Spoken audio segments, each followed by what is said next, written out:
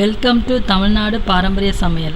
இன்று முருங்கா மாங்காய் சாம்பார் வைப்பது எப்படி என்று பார்ப்போம் வாங்க. சாம்பார் வைப்பதற்கு தேவையான பொருட்களை பார்க்கலாம்.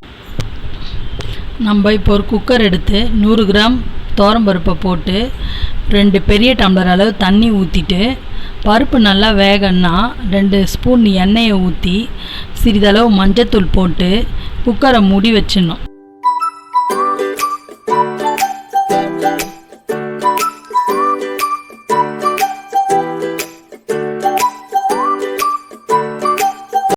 குக்கரில் பருப்பு வச்சது ஒரு 4-5 விசில் வர வரைக்கும் பருப்பை நல்லா வேக விடணும். இப்போ குக்கரில் நம்ம திறந்து விசில் அடங்கினோன்னவே நம்ம இப்போ பருப்பு நல்லா வெந்துச்சான்னு பார்க்குறோம். இப்போ நான் ஒரு கடாய் மாதிரி ஒரு பாத்திரத்தை எடுத்துக்கிறேன். அந்த கடாய் எடுத்து 1 ஸ்பூன் இல்லை ஒரு 2 ஸ்பூன் எண்ணெய் ஊற்றி ஒரு சின்ன ஸ்பூன் அளவு கடுகு போட்டுக்கிறோம்.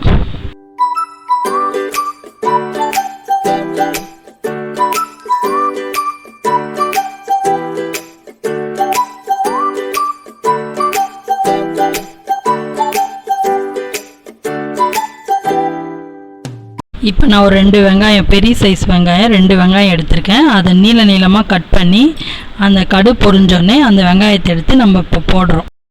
இப்போ நல்லா வெங்காயம் நல்லா வதங்கணும். நல்லா வதங்கி பொன்னிறமாக ஆனோடனே தக்காளி ஒரு 2 சைஸ் பெரிய தக்காளி எடுத்துக்கிறோம். 2 சைஸ் பெரிய தக்காளியை போட்டுட்டு அதுவும் நல்லா வதங்கினோடனே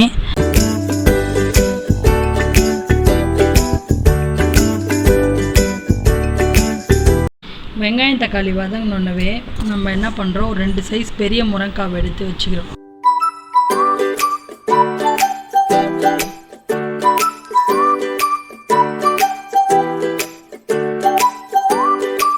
வெங்காயம் தக்காளி நல்லா வதங்கினோன்னா கொஞ்சம் தேவையான அளவு நம்ம உப்பு சேர்த்துக்கணும். உப்பு சேர்த்துட்டு நல்லா வதக்க விட்டுட்டு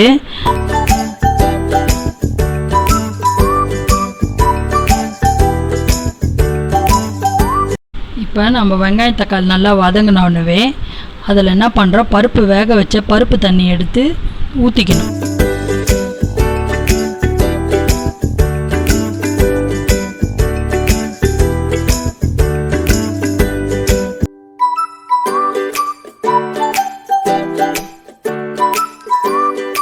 தேவையான அளவு 2 ஸ்பூன் சின்ன ஸ்பூன் அளவில் வெறும் மிளகாத்தூள் போட்டுக்கணும். போட்டு நல்லா சாம்பார் கொதி வந்தோடனே அதுக்கப்புறம் தான் நம்ம முருங்காவே போட போகிறோம். ஏன்னா முருங்காய் முதல்ல நம்ம வெங்காயம் தக்காளி கூட போட்டோன்னா கசப்பாயிடும். அதனால் பருப்பு நல்லா தண்ணி கொதித்த உடனே மிளகாத்தூள் உப்பு எல்லாம் போட்டு கொதித்த உடனே நம்ம முருங்காய் போட்டால் முருங்காய் சாம்பார் நல்லா டேஸ்ட்டாக நல்லாயிருக்கும்.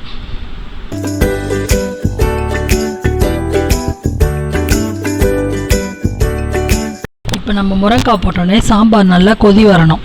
கொதி வந்தோடனே முருங்காய் நல்லா வெந்த உடனே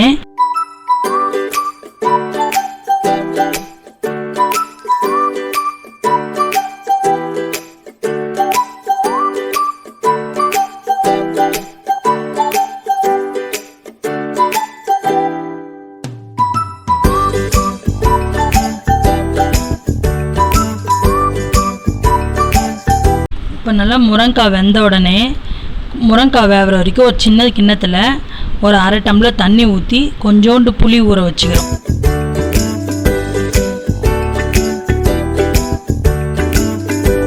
வச்சுட்ட பிறகு முருங்காய் நல்லா வெந்துட்ட உடனே நம்ம என்ன பண்ணுறோம், ஒரு பாதி மாங்காவை கட் பண்ணி வச்ச மாங்காவை போட்டுறோம். போட்டுட்டு நல்லா அந்த மாங்காவும் முருங்காய் நல்லா வெந்தோடனே லாஸ்ட்டாக கொஞ்சோண்டு புளியை கரைச்சி ஊற்றிக்கிறோம். புளியை கரைச்சி ஊற்றிட்டு என்ன பண்ணுறோம்,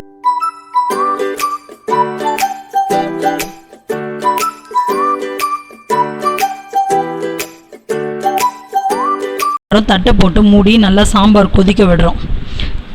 கொதிக்க வச்ச உடனே ஒரு 5 நிமிஷம் கழித்து தட்டை திறந்துட்டு தேவையான அளவு சாம்பார் நல்லா கொதித்து வர்றது தெரிஞ்சோடனே நம்ம என்ன பண்ணுறோம், லாஸ்ட்டாக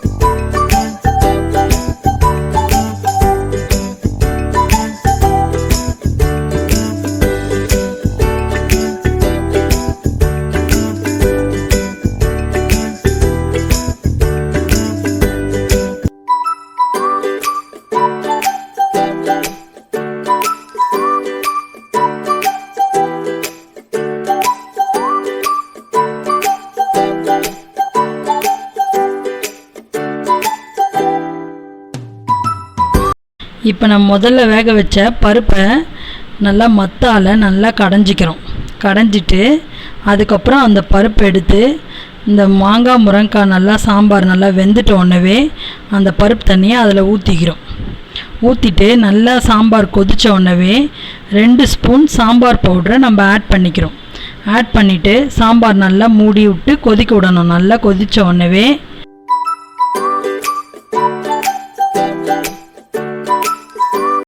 ஃபஸ்ட்டு நம்ம வெறும் மிளகாத்தூள் போட்டோம்.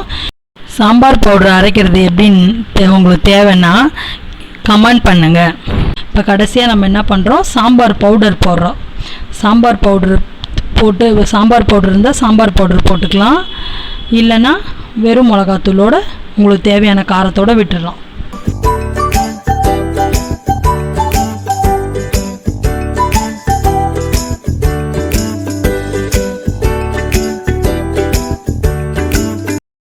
இப்போ நம்ம சாம்பார் நல்லா கொதிச்சோடனே தட்டை திறந்து பார்த்துட்டு கேஸ் ஆஃப் பண்ணி ஒரு பாத்திரத்தில் அந்த சாம்பார் ஊற்றி வச்சுக்கிறோம். ஊற்றி வச்சுட்டு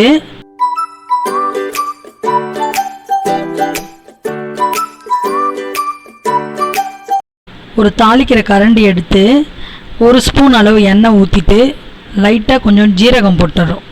ஜீரகம் போட்டு நல்லா ஜீரகம் பொரிஞ்சோடனே அந்த சாம்பார் பாத்திரத்தில் வச்சுருக்கிறதுல நம்ம என்ன பண்ணுறோம், தாளிச்சிக்கு கொட்டிக்கிறோம். ஜீரகம் எதுக்கு போடுறோன்னா நல்லா சாம்பார் நல்லா சுவையாகவும் நல்லா வாசனையாகவும் நல்லாயிருக்கும்.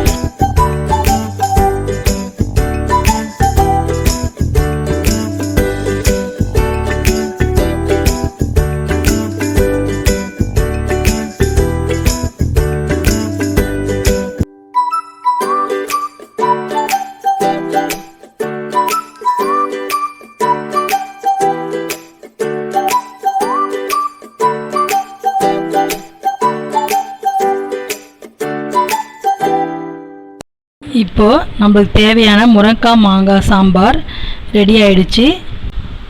இப்போ நம்ம சாம்பார் செய்வது எப்படி என்று நீங்களாம் பார்த்துக்கினீங்க. இதே போல் உங்களுக்கு தமிழ்நாடு பாரம்பரிய சமையலில் உங்களுக்கு தேவையான சமையல்லாம் வேணும்னா கீழே இருக்கிற சப்ஸ்கிரைப் பட்டனை சப்ஸ்கிரைப் பண்ணுங்கள், மறக்காமல் லைக் பண்ணுங்கள். Thank you friends.